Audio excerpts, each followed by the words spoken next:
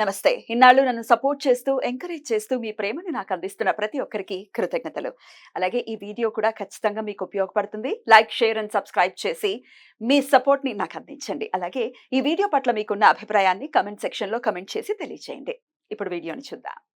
నమస్తే. Welcome to our channel. నేను పద్మిని. ప్రస్తుతంతో పాటు వేదిక్ ఆస్ట్రాలజర్ అవినాష్ దాస్ గారు ఉన్నారు. మాట్లాడదాం. అవినాష్ గారు నమస్తే అండి. నమస్కారం అండి. ఓం నమః శివాయ. ఓం నమో వెంకటేశాయ. అవినాష్ గారు, లక్ష్మి ఖచ్చితంగా లక్ష్మి అనుగ్రహం కావాలి, అలక్ష్మి అనుగ్రహం వద్దు. ఇది ఎవరైనా అనుకుంటూ ఉంటారు, ఎవరైనా కోరుకుంటూ ఉంటారు. అయితే లక్ష్మి అనుగ్రహం పొందాలి అని అంటే డెఫినెట్గా అలక్ష్మికరమైనటువంటి పనులు చేయకుండా ఉండాలి. మరి డెఫినెట్గా నిత్య దైనందిన జీవితంలో కూడా మార్చుకోవాల్సినటువంటి విషయాలు ఉన్నాయి. ఎట్లా అండి, ఎట్లా లక్ష్మి అనుగ్రహాన్ని పరిపూర్ణంగా పొందొచ్చు? ఇప్పుడు మాట్లాడదామండి. లక్ష్మి వాళ్ళ సిస్టర్ అలక్ష్మి, వీళ్ళిద్దరు గురించి. సో ఫస్ట్ చెప్తాను లక్ష్మి ఏంటి, అలక్ష్మి ఏంటి. దాని తర్వాత మనం రెమెడీ, అలక్ష్మి రెమెడీ. తప్పకుండా. అంటే అలక్ష్మి అంటే లక్ష్మి పోవడానికి. అలక్ష్మి అనేది సిస్టర్. అదే. అలక్ష్మి అనేది దరిద్రానికి చెందిన దేవత. అలక్ష్మి అనుగ్రహం కూడా ఉండాలి. ఎందుకంటే మీ దగ్గర దరిద్రం పోవాలి కదా, దరిద్రం పోతేనే కదా అదృష్టం వచ్చేది. నీ దగ్గర దరిద్రమే ఉంటే అదృష్టం ఎలా వస్తుంది? చాలా సింపుల్ ఎగ్జాంపుల్ చెప్తా. మొత్తం బట్టలన్నీ చిరిగిపోయి ఉన్నాయి, కంపు కంపు కొడుతున్నారు, దగ్గరకు వస్తారా? ముందు తీసేయాలి. ముందు అలక్ష్మి అనుగ్రహం ఉంటే దరిద్రం అనేది పోతుంది.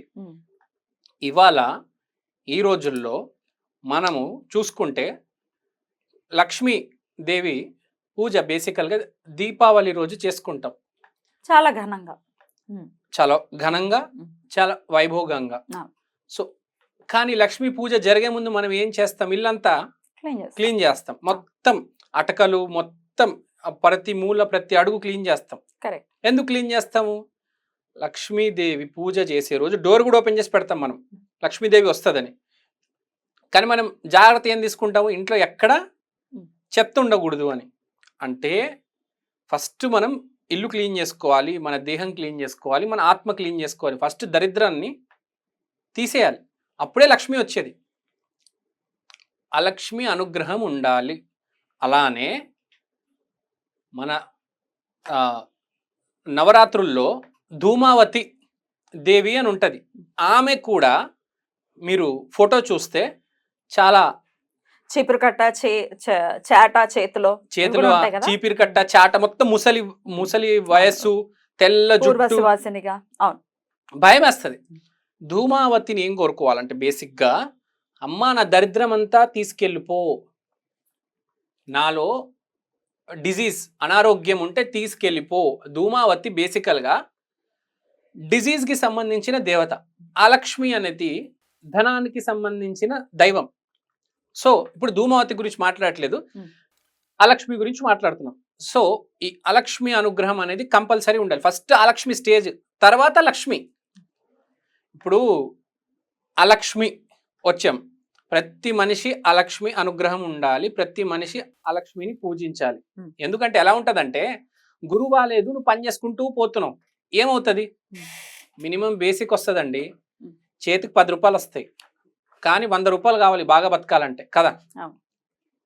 నెలకు 10,000 సరిపోవు, 1,00,000 రూపాయలు కావాలి. అవును కదా, నిజమే కదా. సో ఫస్ట్ అలక్ష్మి అడ్డుంది అనుకోండి, మీకు 10,000, 5,000, 2,000, 3,000 ఇంతే వస్తుంది. ఫస్ట్ అలక్ష్మి పోవాలి. లేకపోతే నీకు వచ్చే యోగం ఉంది, శని నుంచే నీకు 3-4 లక్షలు వచ్చే యోగం ఉంది నెలకి, కానీ అలక్ష్మి అడ్డు ఉంటే, గురువు బాగాలేకపోతే ఎట్లా? మీకు పాయింట్ అర్థమైందా? సింపుల్గా చెప్తే, ఇప్పుడు అర్థమైంది. నెగిటివ్ సింపుల్గా పాజిటివ్ మీకు అర్థమైంది కదా. ముందు నెగిటివ్ రిమూవ్ చేస్తే కదా పాజిటివ్ అనేది వస్తుంది. చెత్త పోతేనే క్లీన్ అయ్యేది, క్లెన్స్ అయ్యేది ఎలా అవుతుంది? చెత్త పోవాలి కదా, రైట్. సో అలక్ష్మికి భయపడద్దు ఎవరైనా సరే, అలక్ష్మికి ధూమావతికి భయపడొద్దు ప్లీజ్. అలక్ష్మి కటాక్షం ఉండాలి, లక్ష్మీ కటాక్షం ఉండాలి. ఒక్కసారి లక్ష్మీ దేవత, లక్ష్మీ దైవం మన ఇంటికి వస్తే 3 పూలు 6 కాయలు అంటారు కదా, ఆ రేంజ్లో ఇంప్రూవ్మెంట్ అనేది జరుగుతుంది. చాలామందికి ఆ లక్ష్మి అనుగ్రహం ఉండదు, శాపం ఉంటుంది. మళ్ళీ వీళ్ళు ఏం చేస్తారంటే, ఈ రోజుల్లో అసలు కలియుగంలో మాట్లాడతానండి ఒక విషయము, కష్టాలు ఉంటాయి కానీ సుఖాలు అనుభవం, ఉమ్, అనుభవించాలని ఆశ.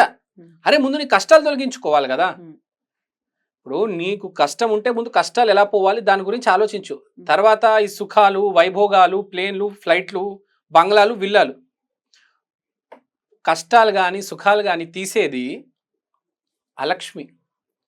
ముందు అలక్ష్మిని పూజించిన ఆయన, తర్వాత నువ్వు వేరే వాళ్ళని పూజించు. ఎట్లా అండి, ఎట్లా పూజించాలి మరి? First- remedy. అలక్ష్మి దేవత. ఉమ్. ఇప్పుడు అలక్ష్మి అనేది మనం పటం తీసుకొచ్చి ఇంట్లో పెట్టుకోకూడదు, ఉమ్, అది గుర్తుపెట్టుకోవాలి. అలక్ష్మి అనేది వాళ్ళ సిస్టర్ లక్ష్మిని కలవడానికి శనివారం రోజు రావి చెట్టులోకి వస్తుంది. ఉమ్, రావి చెట్టులో విష్ణుమూర్తి, లక్ష్మీదేవి ఉంటారు.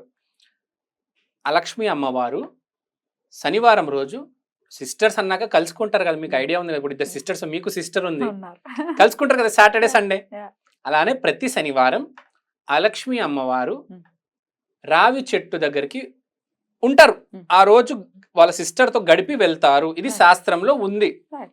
సో ప్రతి మనిషి ఎవరికైతే దరిద్రం ఉందో లేకపోతే ఎదగాలనుకుంటున్నారో శనివారం రోజు రావి చెట్టు దగ్గరికి వెళ్ళి, అలక్ష్మి అమ్మవారు ఆ రోజు అక్కడ ఉంటారు రావి చెట్టులో, శనివారం రోజు వెళ్ళి అలక్ష్మి అమ్మవారు ప్లీజ్ మీరు ఏమైనా చేసుకోండి, ఆమెని ప్లీజ్ చేసి ఆరాధించి అడగండి నా జీవితంలో నుంచి దరిద్రం తీసేయని.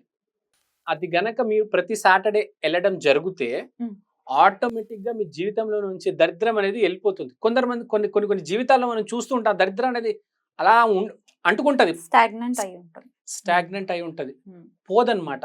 అలా ఒక బబుల్ గము అతుక్కున్నట్టు అలా ఉండిపోతుంది.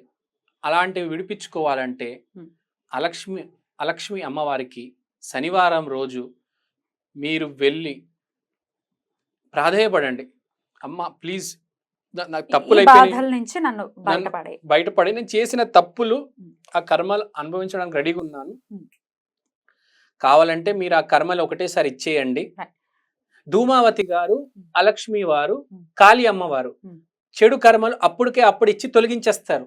వీటిని పూజించి ఇన్స్టెంట్, వీటిని పూజించిన తర్వాతనే మీరు లక్ష్మి కావచ్చు, లలిత అమ్మవారు కావచ్చు, దుర్గా కావచ్చు అక్కడికి వెళ్ళాలి. జనాలు ఏం చేస్తారంటే బేసిక్ గా కాళీ అంటే భయపడతారు, ధూమావతి అంటే భయపడతారు, అలక్ష్మి అంటే భయపడతారు. ఏం చేస్తారంటే పౌర్ణమి రోజు దుర్గా అమ్మవారిని, లలితా త్రిపుర సుందరి అమ్మవారిని అందరు పూజిస్తారు. కానీ వాళ్ళకి తెలియదు ఏంటంటే ముందు నువ్వు క్లీన్ అవ్వాలి కదా. నీకు నీ లోపల దేహ శుద్ధి జరిగితేనే వీళ్ళు కటాక్షం. వీళ్ళు వెళ్తూనే ఉంటారు, ఏం పని చేయట్లేదు అంటారు, ఏం పని చేయట్లేదు, రెమెడీలు పని చేయట్లేదు, ఏం పని చేయ ఎందుకు పని చేస్తాయి? నువ్వు అసలు క్లెన్స్ అవ్వకపోతే ఎట్లా? ఇంకా ఇంటిని కూడా డెఫినెట్ గా కొన్ని ఇళ్లను చూస్తుంటే భయానకంగా అనిపిస్తుంది. అంటే శుభ్రంగా లేకపోవడం అనుకోవచ్చు, వాళ్ళ పరిస్థితులు. కానీ కొంత బద్ధకాన్ని వదిలి శుభ్రంగా ఉంచుకోవటం కూడా అలక్ష్మి పోవడానికి ఆస్కారం అవుతుంది కదా, అంతేనా? ఒకటి మీరు చెప్పింది ఇల్లు క్లీన్ చేసుకోవడం, ఫస్ట్ మన మనసు క్లీన్ చేసుకోవాలి. డెఫినెట్లీ ఇప్పుడు మీరు చెప్పిన రావి చెట్టు దగ్గరికి వెళ్ళి ప్రార్థన ఏదైతే ఉందో దాంతో పాటుగా మన పరిసర ప్రాంతం, మనం ఉంటున్నటువంటి ఇల్లు డెఫినెట్ గా క్లెన్స్ చేసుకోవాలి కదా, కంపల్సరీ. ఓకే, ఇప్పుడు అప్పుడప్పుడు ఏం జరుగుతుందంటే, సరే మీ పాయింట్ ఒప్పుకుంటాను నేను, మన ఇల్లు మనం క్లీన్ చేసుకోవాలి. దీంతో పాటు మోస్ట్ ఇంపార్టెంట్ నేను ఇక్కడ చెప్పేది ఏంటంటే, అమావాస్య రోజు కాళీమాతని, శనివారం రోజు అలక్ష్మిని ముందు పూజించి మిమ్మల్ని మీరు క్లెన్స్ చేసుకోండి. బాగుపడే తర్వాత బాగుపడదులే, దరిద్రం అనేది ఖచ్చితంగా పోతుంది. ముందు దరిద్రం తొలగించుకోండి. భూమి మీద 99% మందికి దరిద్రం ఉంది.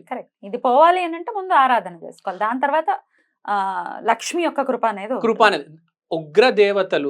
నేను 100% సబ్స్క్రైబర్స్ కి చెప్తున్నా, మీరు భయపడకుండా అమావాస్య రోజు కాళీ అమ్మవారిని, శనివారం రోజు అలక్ష్మి అమ్మవారిని పూజించండి.